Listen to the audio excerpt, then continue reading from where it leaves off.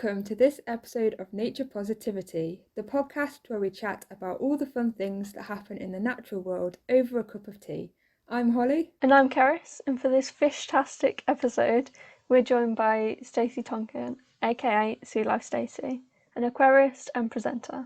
Do you have a cup of tea or a hot drink? I do, yes. I have a decaf Yorkshire tea. Yorkshire tea's the best. Yeah, I've got a cup of tea as well. To you, Karis? I've actually got a hot chocolate with me today. Ooh, nice. Because it's raining outside and I thought, I want to be nice and cosy. Hi, I'm Stacey. I work at Bristol Aquarium as an aquarist, which is a really sort of posh name for fish keeper, like a professional fish keeper. Most of the job is looking after the animals, looking after the equipment, so all of the filtration for the fish tanks, and then also part of the job is to present the daily talks and feeds for the public, as well as educating the visitors and just generally chatting about marine life. That sounds really fun. Is it much different to keeping fish at home? I've had fish in my house for so many years now, and I don't know if you've ever kept fish as a pet, but I imagine it's a whole other world with marine kind of species. Yeah, I have a small freshwater tank at home. Main difference is everything's a lot bigger. So at home aquariums, you've probably got a filter that's inside your fish tank, or maybe just a small external one. But at an aquarium, all the filtration's outside of the tanks in a separate room. It's all very big. So yeah, our biggest system has got some very big equipment that is almost the same size as the tank itself. Wow. I didn't realise they were that big. Yeah, you need to have quite a lot of different sort of parts to the filtration. So where you have a small internal filter for your home fish tank, it's like those little bits of it, but made a lot bigger and in separate pieces. So you would have a sponge on some sort of biomedia in a filter at home. But these, in an aquarium where you have bigger tanks, you then have your foam bit as a separate part that can be almost as big as a one-story building, which is called a sand filter. You could also then have a bio tower, which one of our bio towers is very big, probably about 4 meters high. There's all on a bigger scale, really. I've never actually been to the one in Bristol, so I don't know what's there. Could you tell us a little bit about the species that are there? Yes, at Bristol Aquarium we have got a mixture of native fish to the UK in coastal sea life, and then we also have some freshwater fish from the Amazon, places like that. Then we also have tropical saltwater fish from the Indo-Pacific and Caribbean. We also have a botanical house, which is a bit different to other aquariums. So the botanical houses have lots of tropical plants in, and they house 2 of our main outside open top tanks, where we have rays. And then in the Amazon section, we've got things like red-tailed catfish, terrapins, pacu, all the big kind of river monsters you see on the telly. Wow, that's quite a lot. Do you have a favourite species out of all of those? Yes, one of my favourites is a giant grouper. They are from sort of Queensland, Australia, Great Barrier Reef. So she's in our big coral seas tank. And yeah, she's amazing. She's just over 1 meter long. Groupers tend to sort of lurk in dark corners, kind of hanging in the water, not really swimming a whole lot. But she likes to stare out of the windows and look at people and watch them as they're sort of going past. And she'll sort of hang there. And she also has little cleaner wrasse that come along and sit beside her and go inside her mouth and go inside her gills and peck all the uneaten food out and any parasites of her skin. So she's really entertaining to watch. We also can train her.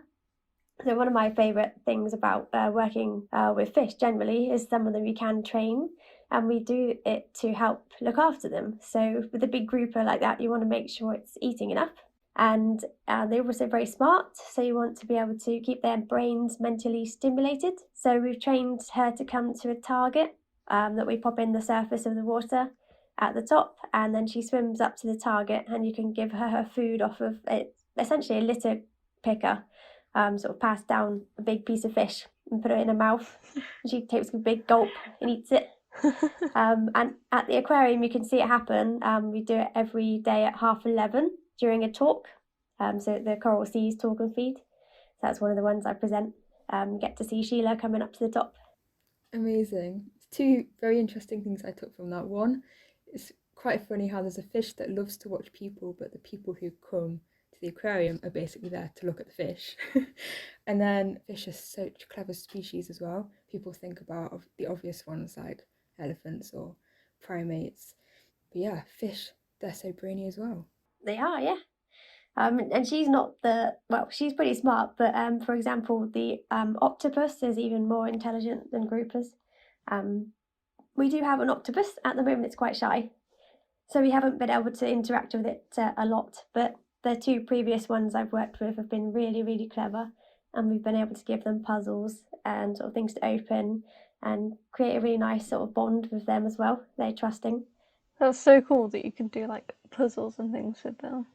Yeah, the puzzles are also helping it to sort of use its natural skills. So in the wild, octopus would hunt by opening shells and sort of turning things over and rummaging around in the rocks and things like that. So if you're giving it something to open, like a jar with a lid, it's just kind of similar kind of shapes and things that it would naturally open. So that's also helping it to use some natural behaviours as well as then giving it something to think about. Yeah, it's really good for them. Does Bristol Aquarium do any conservation work to kind of help these species in the wild? We actually don't go out into the wild to do conservation work. We mainly do it in terms of educating the people that come and visit.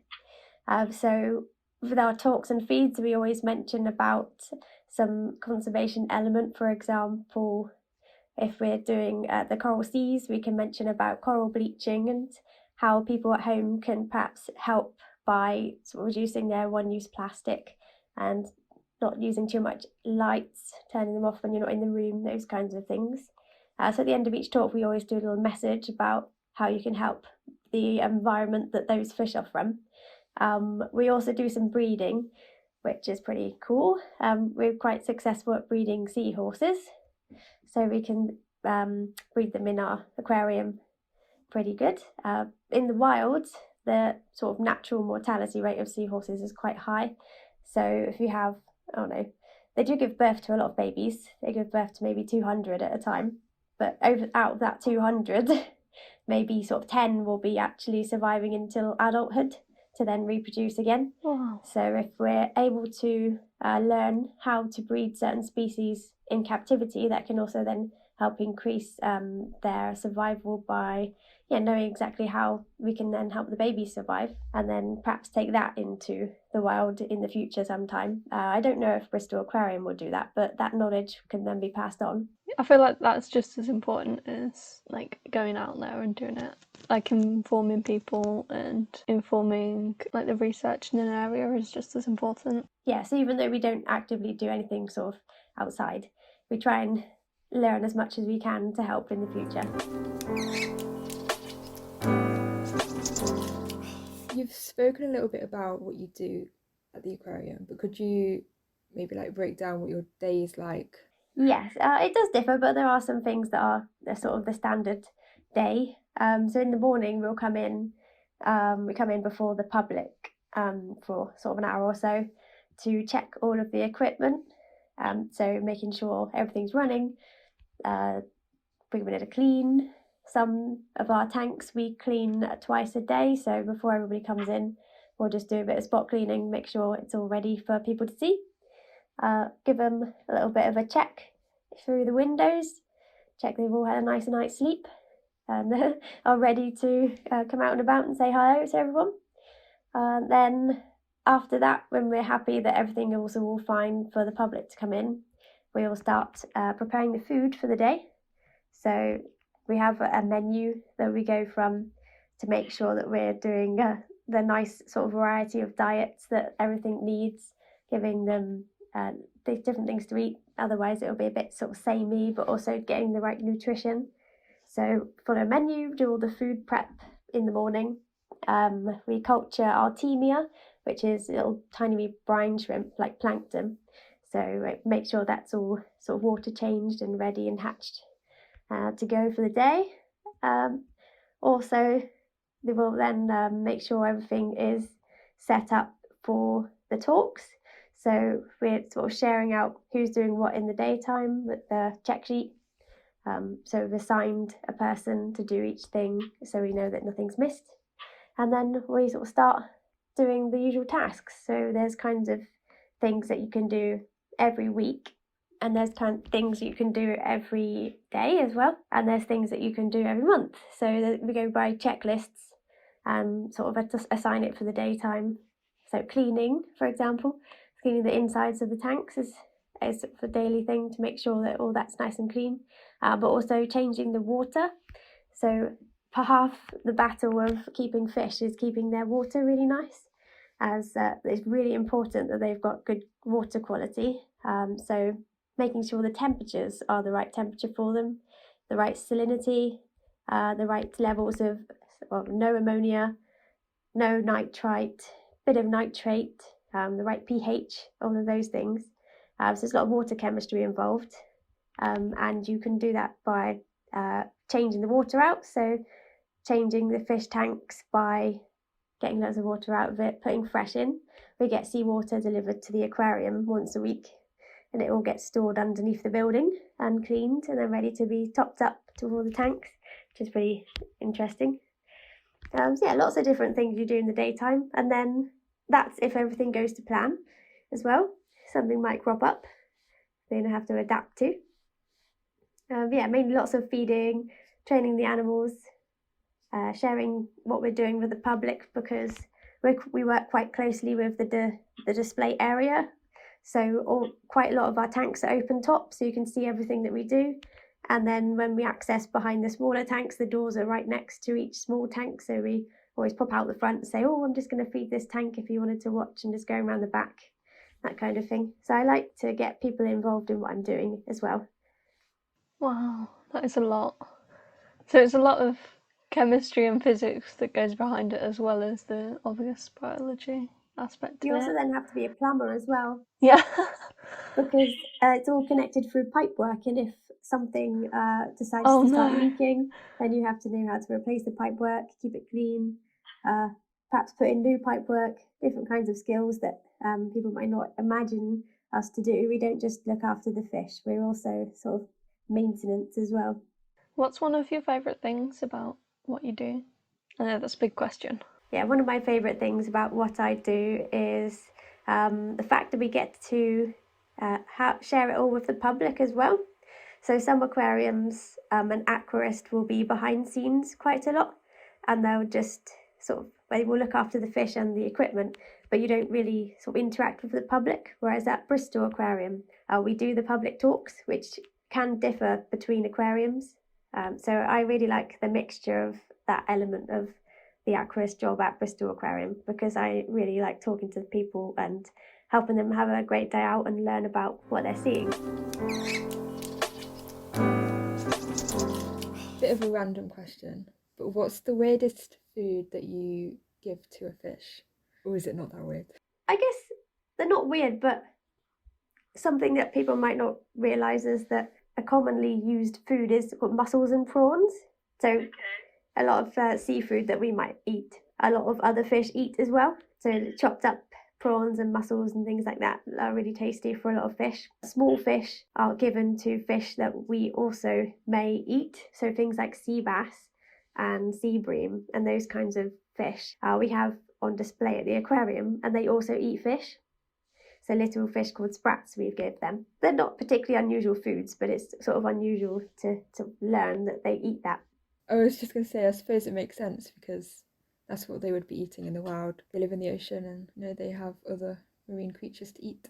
So yeah, it was a bit of a weird question. Kind of going off from that, is that purely nutritional decision, or is it more a mixture of what's easy to breed to give to the fish? So the only thing that we would breed to give to the fish is the Artemia. We actually buy in all of the other food frozen, we don't breed anything specifically to feed out. And it's whatever the supplier has available, and match it to our menu as well to make sure we've got enough of each. Do you have a favourite species that isn't at the aquarium but you would love to see? It's a good question. I do really like sea turtles. Our aquarium isn't big enough to have a sea turtle, as they do need quite a lot of space. But yeah, I'd really, really like those.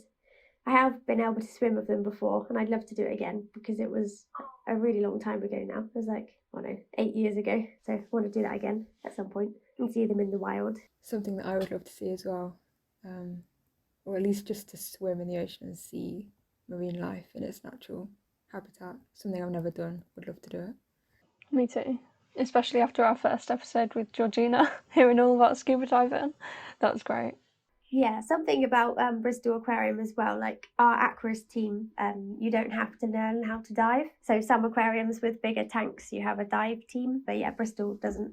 Just because the size of our tanks, diving is required on sort of a few months basis, but we actually get divers from a different aquarium that come in, as we're part of a group of aquariums, so they come from a different site and do our tanks for us. Yeah, I don't know how to scuba dive, and maybe in the future that will be something I'd like to learn as well. But I do a lot of snorkeling instead. I think I might have to make a trip to the aquarium in Bristol soon. Yeah, the aquarium is, I would say, short and sweet. A lot of people spend about an hour there. If you're keen on fish, then it could be a few hours. Depends on sort of what you want out of your day trip, really. If people are looking just to go somewhere for the day, it's more of an hour. But if you're looking to watch the fish behaviour, go to some of the talks, there's a talk every hour. You can go around as many times as you like, and you can also pop in and out the building as well. So if you want to go out for lunch and then come back in and then catch the talk in the afternoon, we recommend doing that. But a lot of people don't really pick that up, and then they sort of spend an hour here and go and say, oh, that was really quick. But yeah, it's just how much you want to engage with all the tanks and find people to talk to about the animals and listen to things and read the signs as well. Yeah, people need to make use of people like you because you know so much, got so many interesting facts. It would just make the experience so much more fun. Yeah, and you're clearly really passionate about it as well, so that helps. Definitely passionate about it, yes, yeah. I really enjoy sharing facts. I think one of my favourite things to talk about is Octopus as well. So our one at the moment is very shy, and because you can't really see it a whole lot, you kind of revert to all of the really cool facts because you can't see the octopus. So yeah, we share things like, they have 9 brains, and they have 3 hearts, and they have blue blood, and all of those really cool things. Yeah, that is fascinating. They've always baffled me.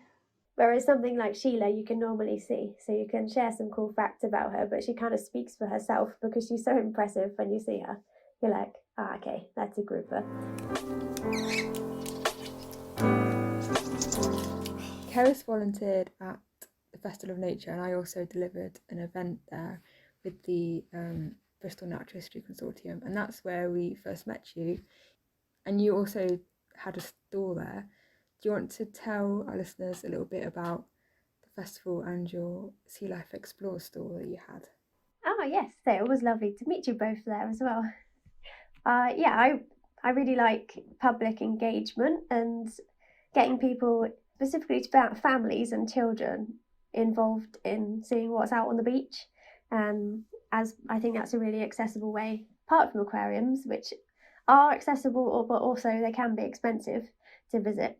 But the beach is free, relatively. So if you're able to get to the beach, I find it's a really good way of introducing people into what can be in the sea. So I chose that as like a theme for my stall. And another way that people learn is through play. So I made it as a sandpit activity, and it's something that we do similarly at the aquarium as well. Gets kids involved, rummaging around in the sandpit and seeing what you can find. So I hid some shells and some little toys of like crabs and things in there, and then some shark eggs and some ray eggs, mermaid's purses, and then had little scoops for the children to try and dig around and see what they could find. And when they pulled something up, I would tell them what it is. And then I also had a table as well with a few more of the sort of more fragile objects that I didn't really want rummaging around in a sandpit.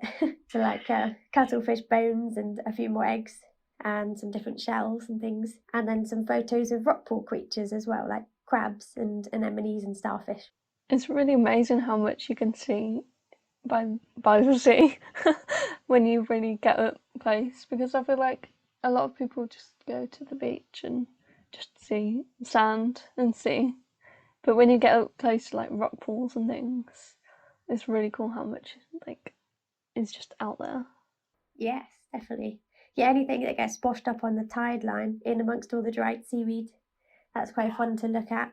Empty shells and things, but also like things that live in the sand, like worms. People don't realise that things actually live underneath you when you're lying and relaxing on the beach. Yeah, I didn't know that. I think that would creep quite a few people out, actually. Something, yeah, maybe not to think about too much, but more so in the wet sand with worms. They don't usually live too much in the dry sand. Do you have a favourite find from a beach trip at all? I always really like finding shark eggs. So I found quite a few shark eggs in different areas, and ray eggs as well. I normally find blonde ray eggs and thornback ray eggs, but I've also recently found a small-eyed ray egg, and that was the only one of those I found, so that was pretty cool. My first small-eyed ray. They're all around the UK, so I found those. But I did actually then find a shark egg when I went on holiday to Valencia. And I'm not 100% sure what type of shark egg it is. It's definitely a cat shark because of the shape. But yeah, my first abroad one. That was quite exciting. What do ray eggs look like? I've only ever seen shark eggs. Very similar. They're rectangular with a point on each corner instead of the oval sort of smooth top and bottom. And depending on the type of ray is how big or like how wide the rectangle is. Could you explain a little bit about the reproduction of sharks and rays, like how it works, the biology behind it? I believe that most sharks will give birth to live sharks, and then some will give or lay an egg, particularly cat sharks and sort of ground sharks and carpet sharks and things like that. So actually at the aquarium we've got 5 types of shark that lay an egg, and then 2 types of shark that don't. But that is only our aquarium. I think maybe because sharks that lay eggs are a bit smaller, so they're a bit easier to keep in captivity because they don't need as much space. So yeah, your sort of sharks that live in the open ocean will give birth to live sharks, and sharks that live in coastal areas lay eggs. But I don't know exactly how it happens. I do know that they mate, and they don't need to have mated to lay an egg actually. So some of our cat sharks lay eggs all the time, just like chickens. So some of them are unfertilized. In fact, most of them are unfertilized, so they won't ever develop into a baby, but on the odd occasion they are. And we regularly go in and collect our egg cases from the cat shark tank and the skate or ray tank as well, just to see. Sort of going off from a tangent from that, because you said it was kind of like chickens, is there a lot of other animals in the ocean that eat shark eggs? Oh yeah, some do. The egg case is quite tough. I think it's made of like collagen and keratin mix, so like hair, fingernails and skin, so it's quite bendy but also quite tough. But there are fish that nibble holes in it and sort of slurp out the yolk. So things that have got quite sharp mouths, like triggerfish, they've got quite like a pouty mouth. We've got a couple of triggerfish that we've seen nibbling some of our egg cases. Yeah, if they can get hold of it, it's quite, I think it's probably quite nutritious. Yeah, I can imagine that. So they look like seaweed, and then it's not very appealing for anything else to try and eat it, unless one of the fish is smart enough to realise. The cat sharks have got tendrils on their egg cases, which is like stringy bits, and they deliberately swim around rocks and around seaweed to wrap them in one place. And then also skates' eggs, or the rays, have got like sticky Velcro on one side, like very slimy, but makes it grippy. So then they lay them on a rock and it sticks to that as well. Bit smarter than chickens then, just laying eggs, just wherever. Some good evolution right there.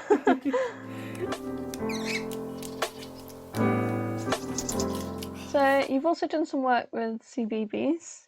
Could you maybe tell us a little bit about that, and do you have a favourite moment from working with them at all? Oh, yeah. So it was last year.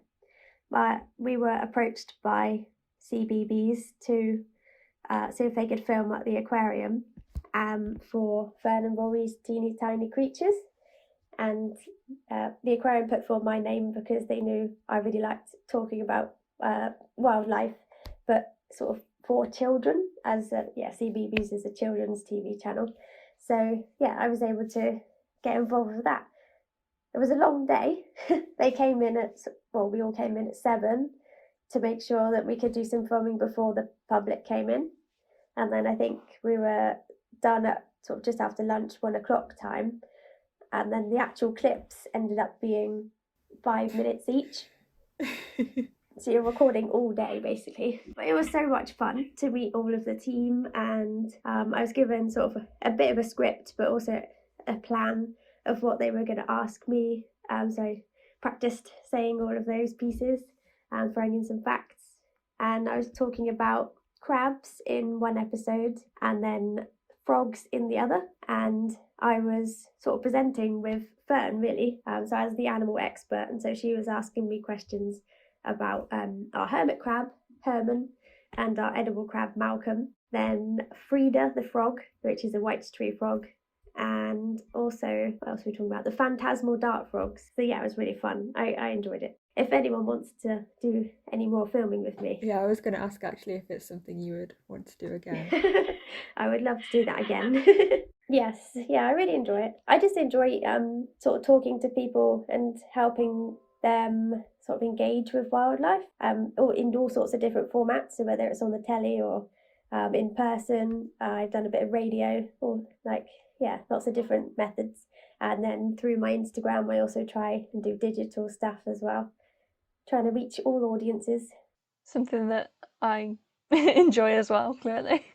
And I think Holly is the same. Yeah, definitely. What sort of things do you post on Instagram? Is it related to your work or? Yeah, I try and make it a mixture of aquarium stuff, but also personal stuff, so that it's not a repeat of the Bristol Aquarium page. Otherwise, it would be a bit sort of samey. So I try and put it from my perspective and then share things I find on the beach. I've shared a couple of sort of sustainable tips before. Some travelling photos. Done a lot of travelling, so I would like to sort of share some nice sunsets and things like that, some nice scenic photos of the sea, and perhaps a little story about what I'm up to if I go for a walk, sharing nature kind of clips. Nice.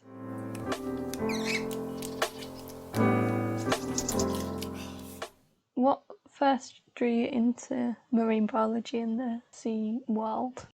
I think what first drew me in was mainly sort of childhood.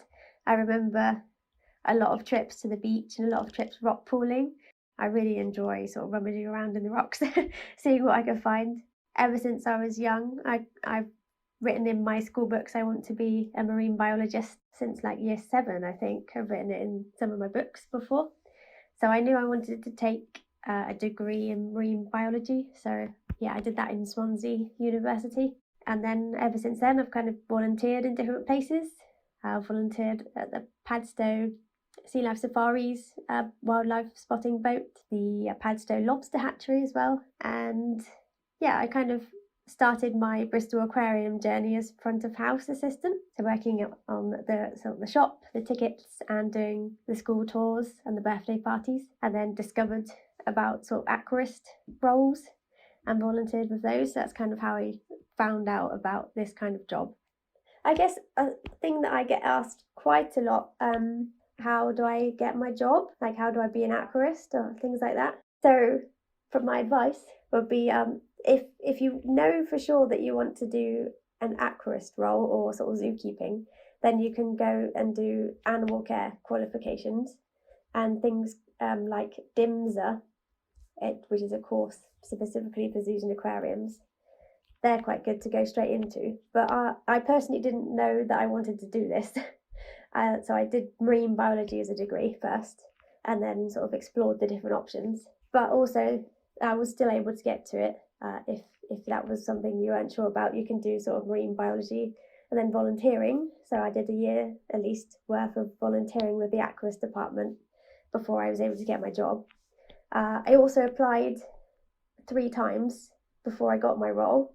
So be persistent and try and not be too disheartened if it doesn't happen the first time, as eventually it does. You try and keep persevering. Also, not to discount working in a fish shop. A lot of my colleagues have done that before and it's been really valuable experience. So, or even just a pet shop that also has a fish department, that's really useful skills. Doesn't have to be a public aquarium either. I think that you can work behind the scenes in different places that aren't on show to the public. So if you want to do research, things like that, you're still going to be an aquarist, but it will be sort of science-based rather than public aquarium-based.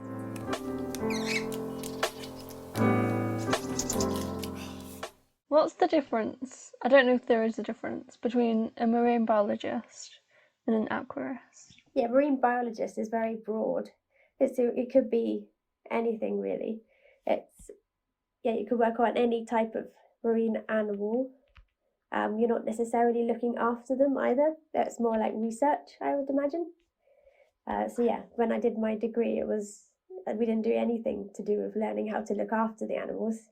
It was more, this is the environments they live in, and this is sort of their anatomy and things like that. Whereas aquarist is specifically fish keeping and what kinds of things they need to eat, how to look after them, what the water needs to be like, how to maintain all the equipment. And also, we do also administer medicine and sort of minor veterinary care, like injections and things to the animals as well.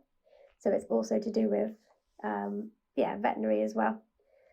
As it's very important to medicate the fish if they're unwell.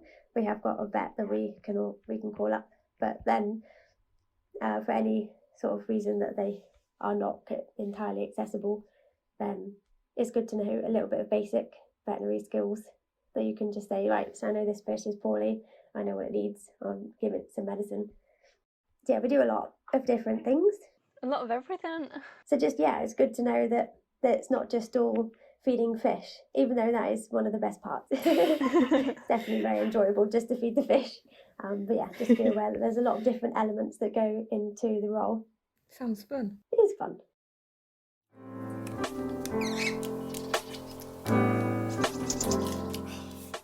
So here on Nature Positivity, we like to end our episodes with our nature highlights of the week.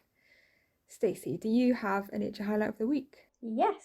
So on my walk to work, I walk along the harbour and I see fish every day, which is ironic because then I see fish at work. But I saw a new type of fish yesterday that I hadn't seen before, so that was really exciting. And I don't even know what it is, so I'm going to share the photo with my colleagues and see if we can find out what type of fish it is. Because it was silver and black and white, sort of stripy. It was really cool. Amazing. So that was my nature highlight. I normally see the fish and say hi to them, see how they are in the morning. But yeah, a new one came along, so that was exciting. In the same way that people who like bird are known as birders, do people who like fish have a term? Oh, I don't know. If not, they should. Yeah, I can't think of anything. I feel like it needs to be like a pun.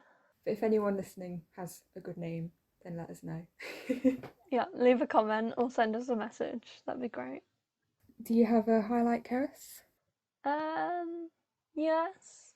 Mine is birds, so not fish. So it doesn't really go with the theme, but I was going for a nice walk around a lake near my parents' house, and there was just this little spot where someone had put out loads of different seeds, and there was all different birds like blue tits and coal tits and just all different birds. I can't name them all, but it was really nice, and there was a few of us, like just people that I didn't know, just standing around enjoying the view. But yeah, that's my nature highlight. What about you? So mine's not really about wildlife per se. It's more about the time of year. We were filming this at 7 p.m. It's coming up to 8 p.m. now, and it's already dark outside, which I love. I love this time of year, autumn, winter, when it starts to get darker earlier, it's colder, leaves turn brown. We're not quite there yet, but it's certainly feeling like autumn, and I'm loving it. I'm done with the summer now. Autumn walks in a woodland are just the best. Yeah, I like going for walks inwards. Not so many fish there though. No, I also do like birds though. My cup of tea has all gone, which must mean it's the end of the episode. Thank you so much, Stacey, for chatting with us today about your amazing work at Bristol Aquarium. We will put Stacey's social media information in the description. Don't forget to follow us on social media, and you can find the details in the description of this episode, and keep an eye out for our next episode. Thanks again, Stacey, for joining us today, and thank you for listening to Nature Positivity.